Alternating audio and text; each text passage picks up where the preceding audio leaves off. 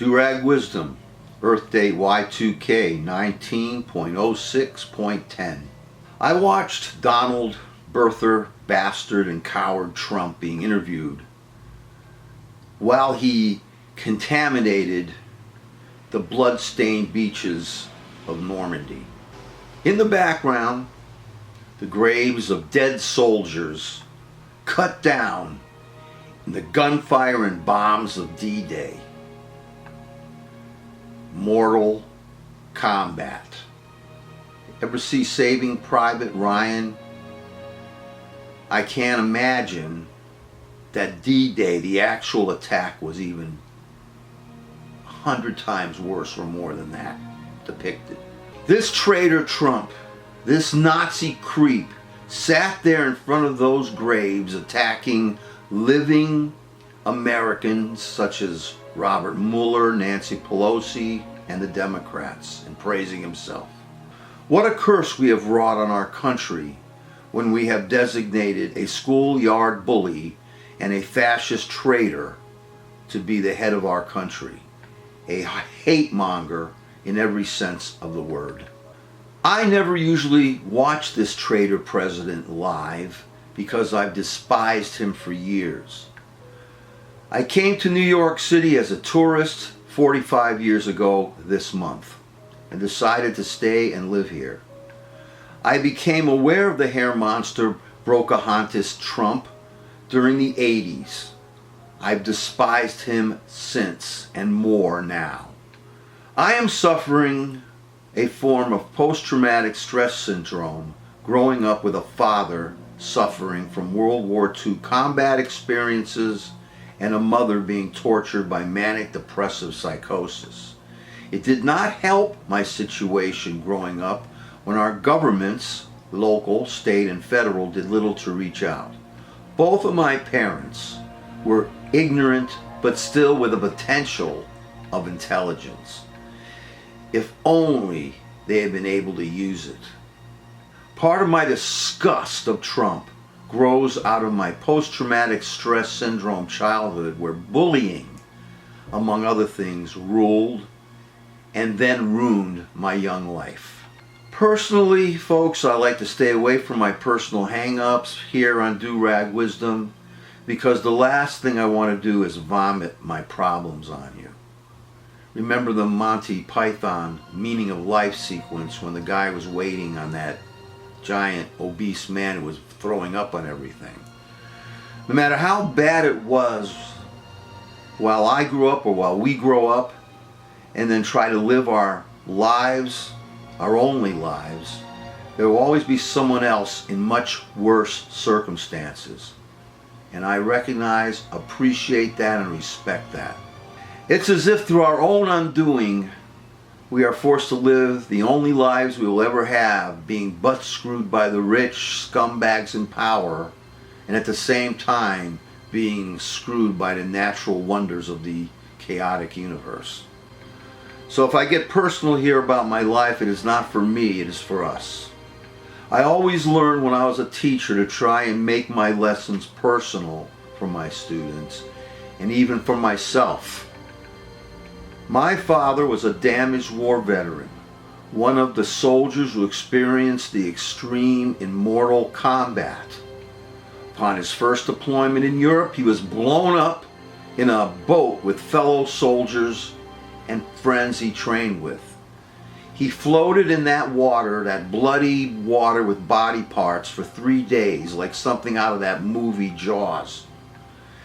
He was rescued and redeployed in France. He spoke to me, as I was growing up, about night bombing attacks and hand-to-hand combat. My father was a tough street kid, but never experienced combat and the practice of being trained to actually kill someone. While in Europe, he experienced the full gamut of combat. I remember him introducing me to the concept of gouging a person's eyes out, or the idea of an enemy infiltrator sneaking in while you are catching some sleep and cutting your throat with his bayonet. By the end of the war, my father was a patient in the patent slap your helmet off ward. His discharge was honorable. The rest of his life was a curse. He should have never had any kids. After he had a chance to ruin my youth, he died at the end of it at the ripe old age of 46. I lived with my parents alone for the first 3 years of my life before my brother was born. That was when my father introduced me to the word selfish. In the meantime, he was disgusted by my birth defect, a left eye that was near blind and off kilter. You know, you see. Imagine having a person who seems to be looking at you, but it depends on which eye you are looking at. It used to drive me crazy while I was trying to teach my students, and I used to have to explain that to them when I used to start the year. But thankfully, at least I wasn't totally blind. My mother would have spared me the 4 unsuccessful eye operations I had before the age of 8. I still remember them, vividly almost, in the recesses of my mind. My father loved me so much. He loved me so much that he helped me share some form of his post-traumatic stress syndrome for the rest of my life. But it was his bullying that was the most damaging. My father was so unstable after his war experiences that he tried to duplicate his childhood through mine. I did not like my younger brother. Our father forced us to be together whether I liked it or not. And I'm probably sure if I was allowed to have a relationship with my new brother without my father's interference, it may have been more successful. I was mercilessly bullied growing up from my father outside in the schoolyard. And I responded in part by bullying my brother. Our father always said that my younger brother would pay me back, and he did. And although we tried to have a relationship, it never worked, because there was always that idea, at least in my mind, of revenge, brought about by his behavior. I regret my bullying of my brother and still am cursed by the humiliations at the hands of bullies that I had to deal with all through my life. I imagine today being murdered while standing up to a bully as I go about my daily life. Finally, the memories and the rage got too intense, and there I am on the edge.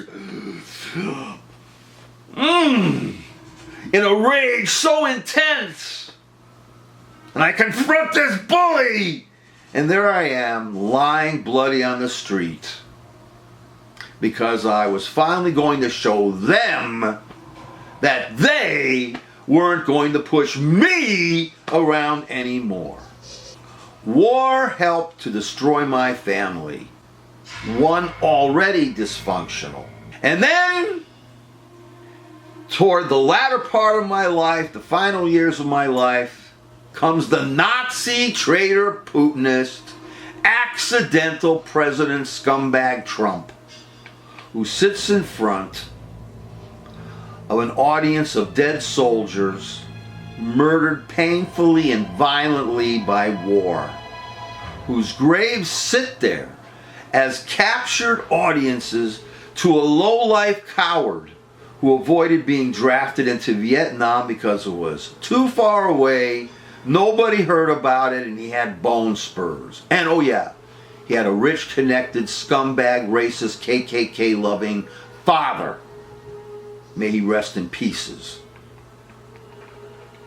I was drafted, couldn't get out of it. I had to go to the induction center, and I did. And I was legally rejected by the military itself because of my left eye blindness. That's been a bane of my existence, that left eye of mine, for as long as I've lived and growing up and dealing with it on the schoolyards of my life. But at least it got me out of the military and out of that bloodbath and out of even more post-traumatic stress syndrome. Every time the Bertha Creek Trump opens his sewer, I am reminded of the bullies of my youth, and sadly, my war-damaged father also. I will be goddess damned that I will allow a bully to rule our country, and intend to fight this son of a bitch cursed Nazi fiend who locks up children in cages and makes them candidates for even more damage and more trauma because of what bullies do. I intend to fight him every step of the goddess damn way until I breathe my last. And if by some accident he and his family rule this country for the rest of my life, I will be out there until I die spitting in their faces. It is what these bullies do to us. It is what they do to the world. Traitor Trump defied our dead World War II soldiers and those who survived D-Day the day he was interviewed in front of the graves of the Normandy War dead. It is a time to end this Nazi bully's rule of lawlessness once and for all!